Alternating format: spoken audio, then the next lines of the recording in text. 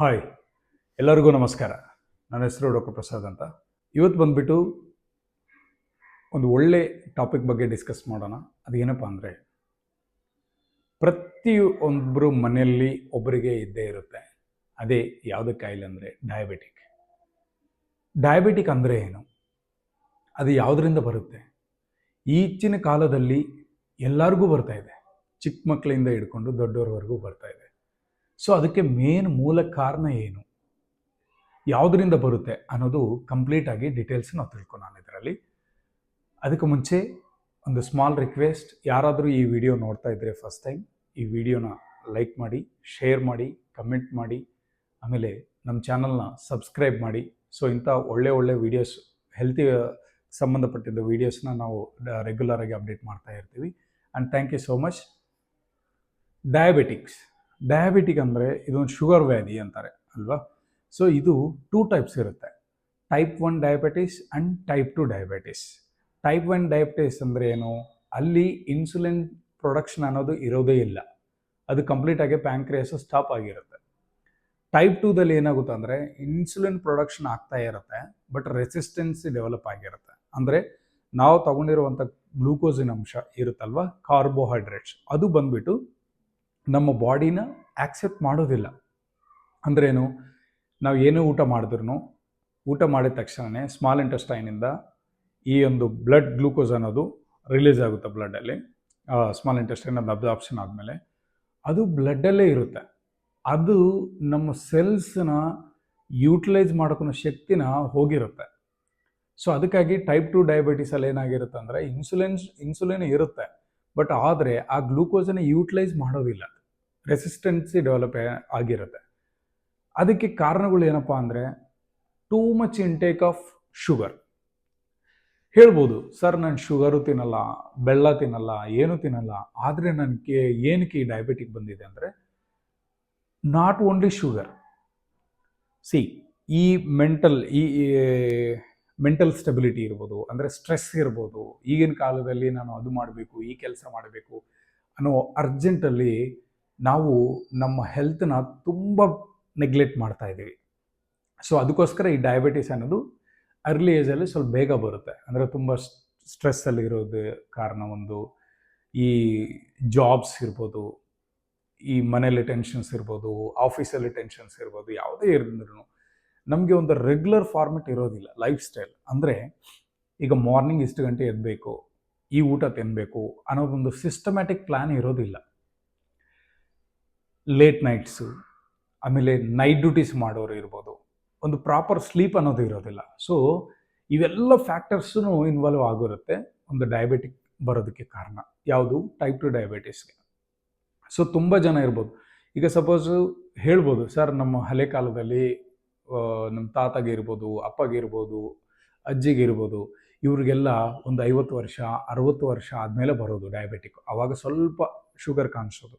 But ಇವಾಗ ಬಂದ್ಬಿಟ್ಟು just 20 years, 25 years, 30 ಇಯರ್ಸಲ್ಲೇ diabetic ಅನ್ನೋದು ಕಾಮನ್ ಆಗಿಬಿಟ್ಟಿದೆ.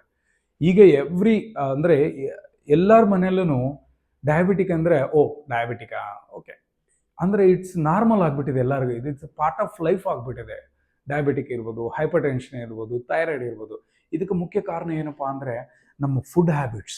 ನಾವು ಏನು ಊಟ ಮಾಡ್ತಾ ಇದೀವಿ ಅನ್ನೋದು ಯಾರಿಗೂ ಗೊತ್ತಿಲ್ಲ. ಪ್ರೊಸೆಸ್ಡ್ ಫುಡ್ಸ್ ಇರ್ಬೋದು, intake too much of carbohydrates. ಅಂದರೆ ನಮ್ಮ ಬಾಡಿಗೆ 3 ಟೈಪ್ಸ್ ಇರುತ್ತೆ. ಫ್ಯಾಟ್ ಬೇಕಾಗುತ್ತೆ, ಪ್ರೋಟೀನ್ಸ್ ಬೇಕಾಗುತ್ತೆ, ಕಾರ್ಬೋಹೈಡ್ರೇಟ್ಸ್ ಬೇಕಾಗುತ್ತೆ, ಮೈಕ್ರೋ ನ್ಯೂಟ್ರಿಯೆಂಟ್ಸ್ ಬೇಕಾಗುತ್ತೆ, ವಿಟಮಿನ್ಸ್ ಬೇಕಾಗುತ್ತೆ, ಇವೆಲ್ಲನೂ ಬೇಕು. ಆದರೆ ನಾವು ಇದೆಲ್ಲ ಬಿಟ್ಬಿಟ್ಟು ಬರೇ ರೈಸ್, ಅನ್ನ ಸಾಂಬಾರು, ಅನ್ನ ಬೇಳೆ, ಅನ್ನ ಸಾಂಬಾರು, ತರಕಾರಿ ಅಂದರೆ ಒಂದು ಚಟ್ನಿ ಥರ ಸ್ವಲ್ಪ ನಂಚ್ಕೊಂಡು ತಿಂತೀವಿ ಅಷ್ಟೇ. ಸೊ ತುಂಬ ವರ್ಷಗಳಿಂದ ಈ ಥರ ಕಾರ್ಬೋಹೈಡ್ರೇಟ್ಸ್ ಇಂಟೇಕ್ ತಗೊಂಡು ಏನಾಗ್ಬಿಟ್ಟಿರುತ್ತೆ ಅಂದರೆ ನಮ್ಮ ಬಾಡಿ ಒಳಗಡೆ ಈ ಸೆಲ್ಸ್ ಅನ್ನೋವು ಆ ಗ್ಲೂಕೋಸಿನ ಅಂಶನ ತಗೊಳೋದಿಲ್ಲ, ರೆಸಿಸ್ಟೆನ್ಸ್ ಡೆವಲಪ್ ಆಗಿರುತ್ತೆ. ಅದಕ್ಕೆ ಬೇರೆ ನಾವು ಫಿಸಿಕಲ್ ಆ್ಯಕ್ಟಿವಿಟೀಸ್ ಜೀರೋ ಇರುತ್ತೆ.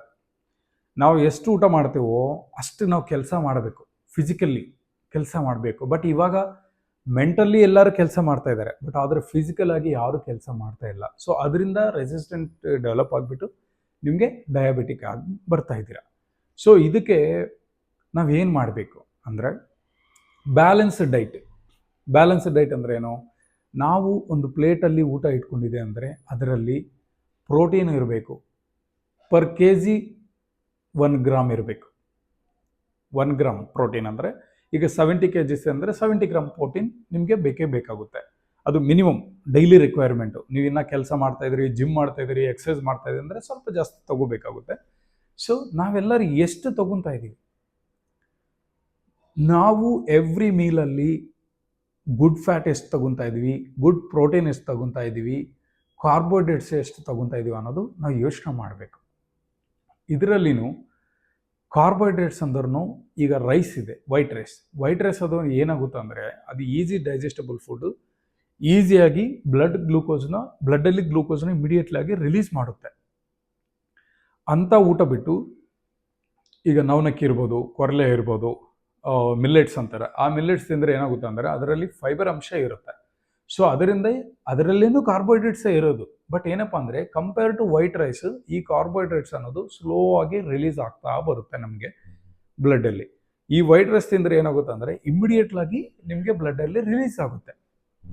ಸೊ ನೀವು ಡಯಾಬಿಟಿಕ್ನ ಕಂಟ್ರೋಲ್ ಮಾಡಬೇಕು ಅಂತ ಹೇಳಿದರೆ ಮೊದಲು ನಾವು ಫಸ್ಟ್ ಡೇ ಸ್ಟಾರ್ಟ್ ಮಾಡೋಗನೆ ಫ್ಯಾಟಿಂದ ಇರ್ಬೋದು, ಪ್ರೋಟೀನಿಂದ ಇರ್ಬೋದು, ಆಮೇಲೆ ವೆಜಿಟೇಬಲ್ಸಿಂದ ಇರ್ಬೋದು. ಸೊ ಇದು ಫಸ್ಟ್ ನಾವು ಊಟ ಮಾಡಿ ಆಮೇಲೆ ಸ್ವಲ್ಪ ರೈಸ್ ಅಂದರೆ ಫೈಬರ್ ಫುಡ್ ಇರುವಂಥದ್ದು, ಕೊರಲೆ ಇರ್ಬೋದು, ನವನಕ್ಕಿ ಇರ್ಬೋದು, ಅದೇ ಆಮೇಲೆ ಮಿಲ್ಲೆಟ್ಸ್, ಫಾಕ್ಸ್ ಮಿಲ್ಲೆಟ್ ಇರ್ಬೋದು.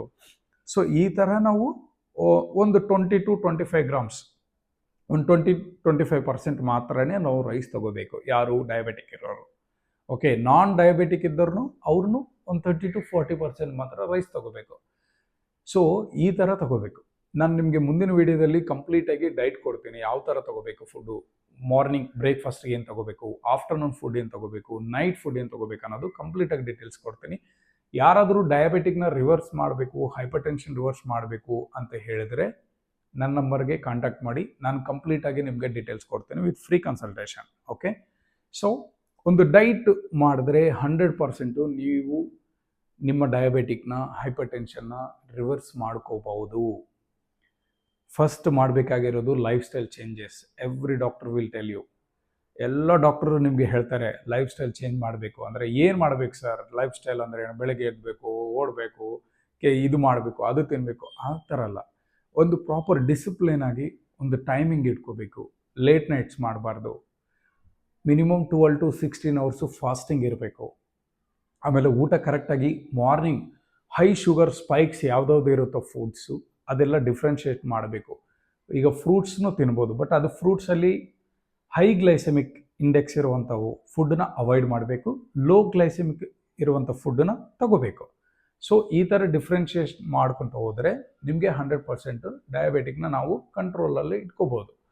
And thank you so much. ಮುಂದಿನ ವಿಡಿಯೋಗಳಲ್ಲಿ ನಿಮಗೆ ಒಂದೊಂದು ಸಿಸ್ಟಮ್ ಬಗ್ಗೆ ಕಂಪ್ಲೀಟಾಗಿ ಕ್ಲಿಯರಾಗಿ ಎಕ್ಸ್ಪ್ಲೈನ್ ಮಾಡ್ತೀನಿ. And thank you so much. Please subscribe my YouTube channel. Thank you so much.